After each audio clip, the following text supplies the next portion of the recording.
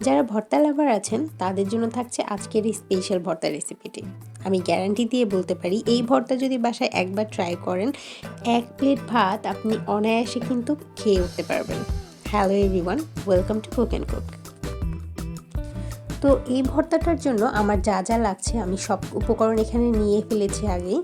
এখানে আমি একটা নিয়েছি সেদ্ধ ডিম, আর নিয়েছি একটা সেদ্ধ আলু, এটা ছোট সাইজের একটা মাঝারি সাইজের আলু। এখানে আমি নিয়েছি ছোট মাঝারি সাইজের একটা টমেটো, এটাকে আমি একটু আগুনে পুড়িয়ে নিয়েছি। আর নিয়েছি পেঁয়াজ কুচি বেশি করে, এখানে আছে ধনেপাতা, আর আছে শুকনো মরিচ যেটাকে আমি হালকা খোলায় তেলে নিয়েছি। আর এখানে আছে বড় 4-5টা কোয়া রসুন, যেটাকেও আমি আগুনে একটু পুড়িয়ে নিয়েছি।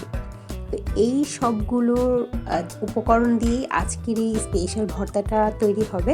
যারা এই ভর্তাটা খেয়েছেন তারা নিশ্চয়ই জানেন এটা স্বাদ কেমন হবে, আর যারা খাননি তাদের জন্য আজকের এই রেসিপিটি একবার বাসায় ট্রাই করে দেখবেন। আর যদি কখনো ট্রাই করেন অবশ্যই কিন্তু আমাকে জানাতে ভুলবেন না কমেন্টসে, ঠিক আছে?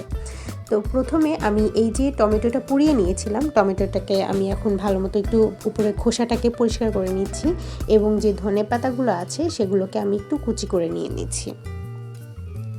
এরপর আমি এখন সবগুলো ভর্তাকে একসাথে হাত দিয়ে মেখে নিব। তো প্রথমেই এই লবণটা দিয়ে আমি এই শুকনো মরিচগুলোকে ভালো মতো একটু ভেঙে নিচ্ছি, যেহেতু এগুলো অনেক মুচমুচে আছে।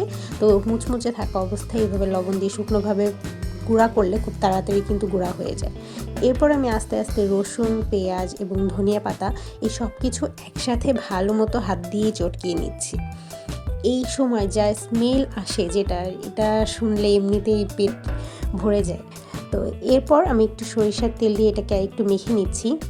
এই যে এই মাখাটা দেখছেন, এই সময়ে এসে এই মাখাটা যদি আপনারা নর্মালি গরম ভাত দিয়ে মেখে খান, এটা দিয়েও কিন্তু প্রায় 1 প্লেট ভাত আপনি অনায়াসে খেয়ে উঠতে পারবেন। এটাও কিন্তু অনেক মজার। এরপর আমি টমেটোটাকে ভালো মতো একটু হাত দিয়ে কচলে নিচ্ছি, আর এই যে একটু শক্ত শক্ত থাকে না মুখের দিকটাতে, সেটাও আমি একটু ফেলে দিয়ে নিচ্ছি। এরপর সাথে আলুটাকেও আমি ভালো মতো একটু চটকে নিয়ে এবার ডিমটাকে আমি একটু চটকে নিয়েছি। ডিমটা অত বেশি মাখানোর দরকার নেই, অনেকে ডিমটা গ্রেট করে নেয়, বাট গ্রেট করে নিলে ডিমটা একেবারেই ভর্তা হয়ে যায়, ডিমের কোনো চিহ্নই থাকে না। বাট আমার কাছে একটু মনে হয় যে একটু আস্তে আস্তে থাকলে ওইটা খেতেও ভালো লাগে, দেখতেও ভালো লাগে। সো যাই হোক, এই তো আমার সব কিছু একসাথে মাখিয়ে নেওয়ার ডান। এবার আমি এটাকে একটু সার্ভ করে দিচ্ছি। আলহামদুলিল্লাহ, দেখতেই পাচ্ছেন এটা দেখতে কতটা ইয়ামি হয়েছে। এটা যখন আপনারা গরম গরম ভাতের সাথে খাবেন, জাস্ট মানে অন্যরকম, অন্য লেভেলের। সো এইটার উপর দিয়ে আমি সামান্য একটু সরিষার তেল ছিটিয়ে দিচ্ছি। সরিষার তেলের যে ঝাঁজ আছে, নর্মালি যে কোনো ভর্তায় আপনি যখন সরিষার তেল অ্যাড করবেন সেটা কিন্তু অন্য লেভেলের একটা মানে ফ্লেভার চলে আসে। তো এই ছিল আমার আজকের রেসিপি। আশা করছি আজকের রেসিপিটাও আপনাদের কাছে ভালো লেগেছে। ভালো লাগলে অবশ্যই একটা লাইক করবেন। দেখা হবে নেক্সট ভিডিওতে। আল্লাহ হাফেজ।